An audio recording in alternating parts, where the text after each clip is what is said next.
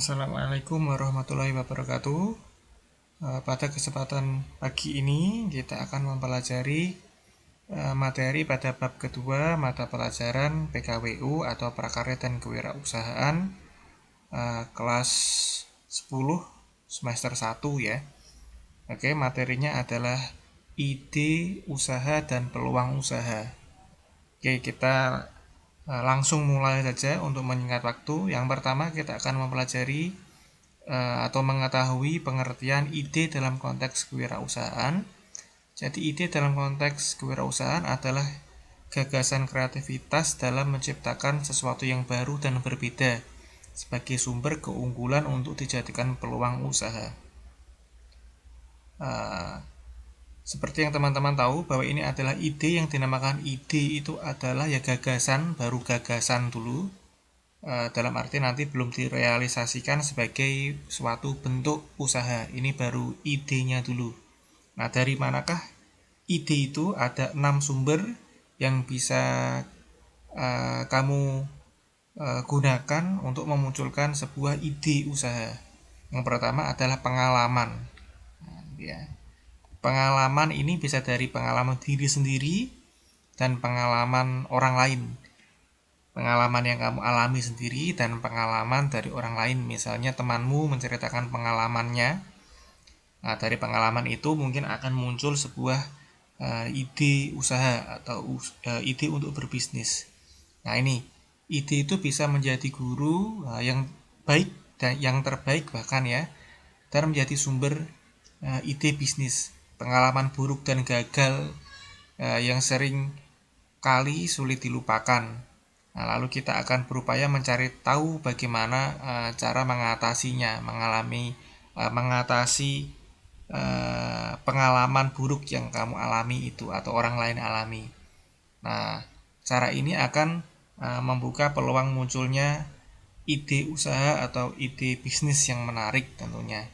Nah, jadi justru pengalaman yang kurang baik, dalam arti pengalaman buruk atau pengalaman yang gagal gitu ya. Nah, itu justru akan membuat atau memunculkan ide bisnis dan ide usaha yang baik.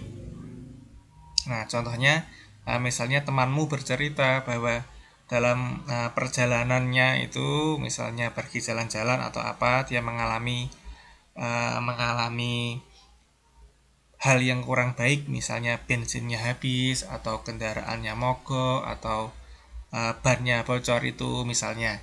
Dari cerita-cerita tersebut kamu akan muncul bagaimana cara mengatasinya jika kamu dalam situasi tersebut. Nah, kamu bisa misalnya membuka usaha apa itu yang sekarang itu ya, yang pom bensin mini itu, Pertamini itu, atau kamu bisa kalau punya modal lebih bisa membuat bengkel, kemudian bisa membuat tambal ban itu. Tentu tidak harus kamu yang sebagai pelaku usahanya. Kamu bisa nanti bisa mempekerjakan orang-orang lain gitu ya.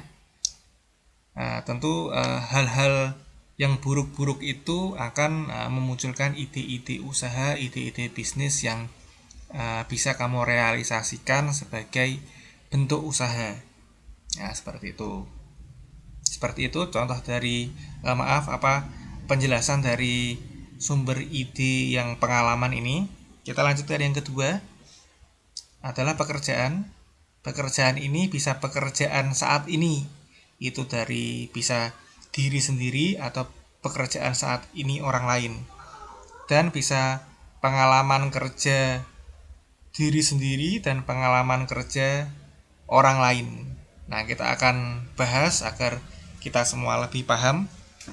Yang pertama ini ada misalnya ini ya, misalnya karena kamu belum bekerja dan belum mempunyai pengalaman kerja karena kamu adalah seorang siswa, saya akan mencontohkan dengan misalnya saya saja ini ya. Nah, pekerjaan diri sendiri saat ini. Nah, misalnya saya itu pekerjaan saya saat ini adalah sebagai seorang pengajar, maka saya bisa mencari membuat ide usaha apa yang berhubungan dengan pekerjaan saya saat ini.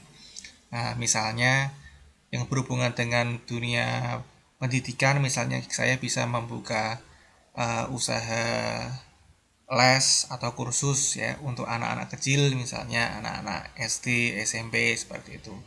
Itu berhubungan dengan seorang guru atau seorang pengajar adalah itu tadi, misalnya membuka les-lesan, membuka kursus bimbingan belajar seperti itu. Nah, selanjutnya adalah pekerjaan orang lain saat ini. Contohnya seperti ini. Misalnya saya melihat pengalaman melihat pekerjaan saat ini dari misalnya saudara saya. Beliau misalnya bekerja di eh,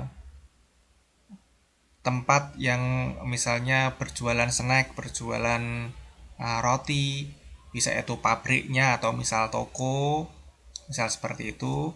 Maka dari pekerjaan saudara saya tadi yang bekerja di pabrik roti misalnya, saya bisa membuat ide bagaimana kalau saya juga membuat uh, ide usaha, misalnya berjualan roti atau berjualan snack. Tentu saya bisa berjualan sendiri atau saya bisa mempekerjakan orang lain, misalnya seperti itu. Jadi saya melihat apa yang berhubungan dari pekerjaan orang lain yang bisa saya kembangkan untuk menjadi usaha. Itu ya, contohnya seperti itu atau penjelasannya. Kemudian kita lanjutkan yang pengalaman kerja diri sendiri atau pengalaman kerja orang lain. Nah, secara prinsip, secara konsepnya sama, yaitu misalnya saya sekarang ini sudah tidak bekerja sebagai guru, misalnya sudah resign misalnya. Nah, apa yang berhubungan dengan pengalaman kerja saya yang lalu, misalnya beberapa bulan yang lalu itu saya menjadi guru misalnya. Ya, apa yang berhubungan dengan pekerjaan saya itu, misalnya ya tadi, misalnya karena sebagai pengajar, maka apa yang berhubungan dengan dunia pendidikan atau berhubungan dengan guru, ya maka saya bisa misalnya membuka les, membuka kursus, atau berhubungan atau berdagang atau berwirausaha barang apa yang berhubungan dengan dunia pendidikan, misalnya berwirausaha seragam, berwirausaha alat-alat atau keperluan sekolah, nah seperti itu ya. Sama dengan pengalaman kerja orang lain seperti tadi, misalnya uh, beberapa bulan yang lalu saudara saya bekerja di pabrik roti tadi misalnya. Mungkin sekarang sudah resign.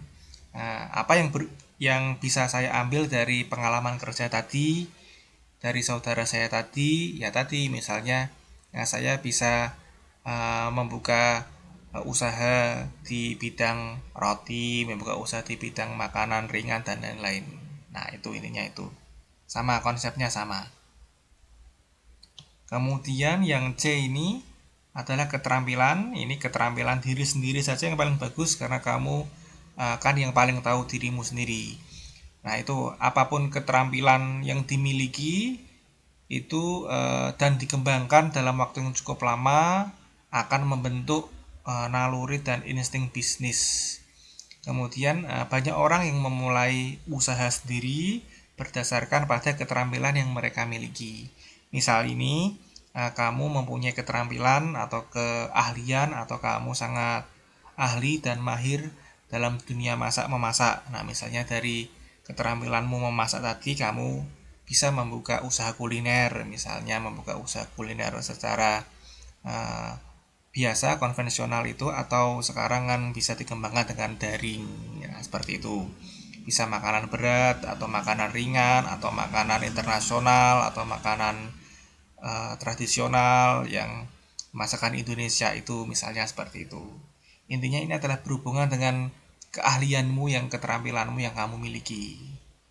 Oke, misalnya lagi kamu ahli dalam bidang menyanyi misalnya, kamu bisa berwirausaha itu membuka jasa sebagai penyanyi yang ada di acara-acara pernikahan atau di acara ulang tahun itu ya, karena berwirausaha itu kan tidak hanya berdagang barang saja, bisa barang atau jasa juga bisa, seperti itu ya. Kemudian minat ini adalah ketertarikan. Nah, ini dari dirimu sendiri, kamu tertarik terhadap apa gitu ya. Nah, ini tentu ini sesuatu hal yang mampu kita pelajari dan kuasai. Nah, cara ini cukup efektif untuk membangun keyakinan dan memotivasi dirimu untuk sukses secara mandiri. Tentu di awal itu namanya ketertarikan, pasti kamu tidak selalu bisa, namanya saja baru tertarik, ini baru tertarik. Tertarik kan kamu kan belum pasti bisa. Tetapi karena ada kamu meluangkan waktu untuk belajar dari teman, dari YouTube, dari manapun kamu, sehingga bisa mendalami ketertarikanmu itu terhadap sesuatu hal itu. Wah, misal saya ini mulai tertarik dalam dunia fotografi atau videografi misalnya, tetapi tentu saya baru tertarik, belum punya keahlian, belum punya keterampilan. Nah, secara pelan-pelan saya belajar tentang dunia fotografi, dunia videografi tadi, sehingga saya mulai mahir. Dan setelah saya eh, belajar itu, dalam proses belajar saya mulai membuka usaha, misalnya fotografi, membuka usaha videografi berhubungan dengan video, bisa edit video misalnya di pernikahan. Nah, seperti itu ya. Nah, kamu baru minat saja itu juga bisa menjadi sumber ide usaha. tentu kalau minat Tentu kalau minat itu harus diimbangi dengan kamu perlu belajar untuk mendalami apa yang kamu minati itu.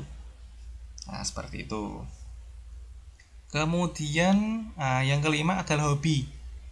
Hobi ini cukup efektif untuk memunculkan semangat yang kuat dalam berwirausaha. Tentu orang yang berwirausaha berdasarkan hobinya itu tidak akan terbebani ya, karena kan kamu suka.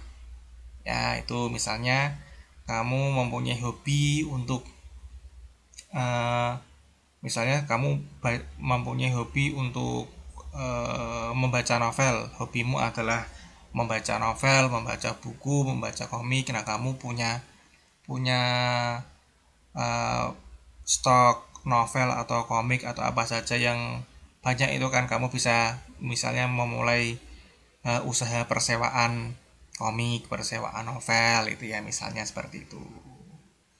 Oke, mempunyai hobi menulis, kamu bisa menawarkan jasa menjadi freelancer apa yang berhubungan dengan dunia tulis menulis, misalnya seperti itu. Mempunyai hobi gambar, kamu bisa menawarkan jasa untuk menggambar, seperti itu bisa. Kemudian yang keenam ini adalah pengamatan. Nah, apa itu pengamatan? Ini kita lihat. Mengamati sesuatu yang terjadi di sekitar kita. Bisa dan dalam melakukan pengamatan itu bisa menjadi peluang bisnis jika idemu itu sesuai, tentu ya. Yang pertama harus ide dulu. Nah, karena baru ide tentu belum bisa dikategorikan sebagai peluang bisnis yang bagus. Nah, ini kita lihat dulu. Pengamatan ini adalah kamu ini mengamati lingkungan sekitarmu, kira-kira apa yang belum ada di sekitarmu, apa yang bisa mengatasi masalah-masalah yang muncul di kehidupan sehari-hari, sehingga itu bisa menjadi uh, ide usaha yang bagus gitu ya. Yang mengamati di sekitar rumahmu itu apa ya yang dibutuhkan oleh masyarakat, apa yang bisa membantu masyarakat. Itu justru hal-hal sederhana yang mungkin bisa menjadi ide yang bagus. Mungkin di sekitar rumahmu itu belum ada orang yang berjualan untuk sarapan misalnya. Kamu bisa memulai usaha itu bersama keluarga, tentu misalnya itu ya. Oke, seperti itu ya. Sekarang kita lanjutkan ke materi peluang usaha. Nah, ini. Jadi setelah tadi muncul ide, kamu membuat ide, tentu belum bisa disebut ide itu mempunyai peluang usaha yang bagus. Nah, ini ada penjelasannya. Kita lihat, peluang usaha dalam konteks kewirausahaan itu dapat diartikan sebagai kesempatan pasti yang didapatkan oleh seseorang atau lebih secara berkelompok, misalnya dengan mengandalkan potensi diri yang ada dan memanfaatkan berbagai kesempatan atau peluang yang dengan segera itu diambil. Nah, gitu ya. Secara sederhana, bahwa ini mempunyai dua indikator peluang usaha itu. Ini adalah indikator peluang internal dan indikator peluang eksternal. Kita lihat dulu yang peluang internal. Nah, ini adalah indikator atau kriteria untuk terciptanya sebuah peluang usaha yang bagus dengan menggunakan hal-hal yang memang sudah ada di dalam diri seorang wirausaha sebagai dasar terciptanya sebuah bidang usaha. Nanti agar lebih jelas ini, teman-teman bisa melihat contohnya. Nah, itu akan lebih jelas. Kemudian yang kedua, indikator peluang eksternal adalah kriteria atau indikator untuk terciptanya sebuah peluang usaha yang bagus dengan menggunakan hal-hal yang berasal dari luar diri wirausaha sebagai dasar terciptanya sebuah bidang usaha. Nah, ini akan lebih baik ketika sebuah ide itu memenuhi dua indikator ini. Ide tadi mempunyai indikator peluang internal dan idemu berwirausaha juga mempunyai indikator atau memenuhi indikator peluang eksternal. Nah, kita lihat ini yang disebut ini. Nah, contoh dari indikator peluang internal itu ini, ya. Idemu itu bisa dikatakan mempunyai peluang usaha yang bagus apabila ini kamu itu memilih pengetahuan dan keterampilan yang dimiliki ini dari dalam dirimu sendiri. Kemudian idemu itu akan dikategorikan mempunyai indikator menjadi peluang usaha yang bagus apabila ini pengalaman dari individu itu sendiri, kemudian pengalaman saat ia melihat orang lain menyelesaikan masalah, kemudian intuisi yang merupakan pemikiran yang muncul dari individu itu sendiri, kemudian pemikiran untuk menciptakan hal-hal baru. Jadi itu ya. Jadi ini adalah bentuk-bentuk atau indikator peluang internal atau yang ada dari dalam dirimu. Oke, seperti itu ya. Nah, misalnya kamu mempunyai suatu ide, tetapi pengetahuan dan keterampilanmu tentang idemu itu tidak ada, ya berarti kamu itu tidak memenuhi ini indikator peluang internal. Nah, untuk apa kamu punya ide tetapi kamu tidak mampu atau tidak menguasai akan ide usahamu itu? Nah, seperti itu contohnya seperti itu. Oke. Oke, kita lanjutkan ke indikator peluang eksternal itu adalah ini masalah yang dihadapi dan belum terpecahkan, kesulitan yang dihadapi sehari-hari, kebutuhan yang belum terpenuhi baik untuk dirinya maupun orang lain, permintaannya nyata dan banyak, jenis usaha dibutuhkan oleh masyarakat, jenis usaha tersebut potensial, kemudian banyak atau sedikitnya pesaing, bahan baku melimpah. Jadi ketika usahamu itu atau ide usahamu, maaf ya, ketika ide usahamu itu misalnya ini banyak dihadapi dan belum terpecahkan di masyarakat, itu tentu itu mempunyai indikator atau menjadi indikator peluang eksternal gitu ya. Jadi usahamu itu harus mencakup sebagian besar ini. Apakah itu kesulitan yang dihadapi sehari-hari, kemudian kebutuhan yang belum terpenuhi baik untuk dirinya dan orang lain. Kemudian apakah ide usahamu itu nanti kira-kira permintaannya banyak atau tidak. Permintaan nyata dan banyak itu sangat penting. Kamu membangun usaha tetapi tidak ada yang berminat kan nih, untuk apa gitu ya. Kemudian apakah jenis usahamu itu dibutuhkan masyarakat atau tidak. Tiwas nanti buat usaha tapi tidak dibutuhkan masyarakat. Kemudian jenis usahamu itu potensial atau tidak, gitu ya, gampangnya seperti itu. Nah, kemudian kamu harus melihat juga banyak atau sedikitnya pesaing. Semakin sedikit tentu usahamu semakin potensial untuk dijalankan. Kalau sudah banyak ya pikir-pikir dulu. Nah, tetapi banyaknya pesaing juga tidak bisa menjadi penyebab kamu langsung menyerah. Tentu kamu harus bisa mengembangkan usahamu misalnya dengan cara yang kreatif dan inovatif agar tetap bisa bersaing dengan pesaing-pesaingmu. Kemudian bahan baku melimpah atau tidak di daerahmu, tentu ini sangat penting.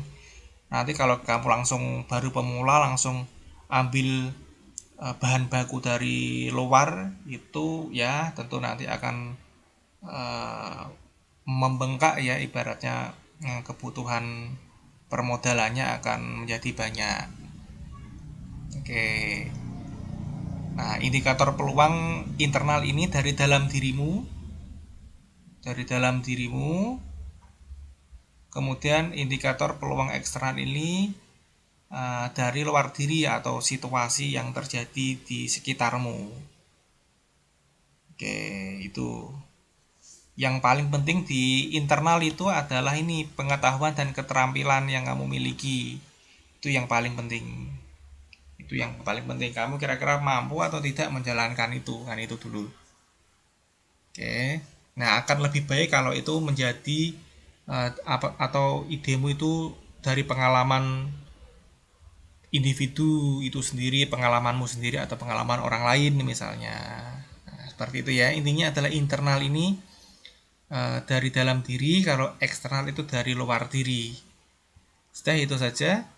Saya kira sudah cukup banyak, sudah cukup panjang penjelasan tentang ide dan usaha. Kemudian saya akan membahas sebentar tentang tugas ini. Jadi teman-teman mempunyai 3 tugas A, B, C ya. Yang A ini teman-teman secara berkelompok diminta untuk membuat ide berdasarkan pengalaman itu 2, dari diri sendiri dan dari orang lain. Nah, ini ya kalau bisa ya eh, apa ini dibuat sebaik mungkin ini. Nomor 2 pekerjaan, karena kamu itu belum bekerja, ya satu pekerjaan saat ini orang lain dan satu dari pengalaman kerja orang lain. Ya, misalnya dari berhubungan dengan pekerjaan orang lain dan berhubungan dengan pengalaman pekerjaan orang lain juga, mungkin saudaramu, orang tuamu, om, pak D, dan lain-lain. Kemudian nomor 3 keterampilan satu saja dari dirimu sendiri, silakan dari salah satu anggota kelompok atau siapalah dirembuk silakan. Nomor 4 minat, ketertarikanmu akan sesuatu silakan satu saja. Kemudian hobi satu saja, pengamatan silakan satu saja, diamati lingkunganmu. Oke. Nah, oke. Nah, kalau bisa diberi alasan masing-masing kamu nulis itu kenapa. Oke, kemudian nomor atau huruf yang B, silakan ini kita langsung gabungkan ke materi kan di semester 1 itu berhubungan dengan makanan awetan hewani. Nah, silakan kamu yang B ini carilah 10 contoh makanan awetan hewani. Oh, maaf, makanan awetan nabati ya.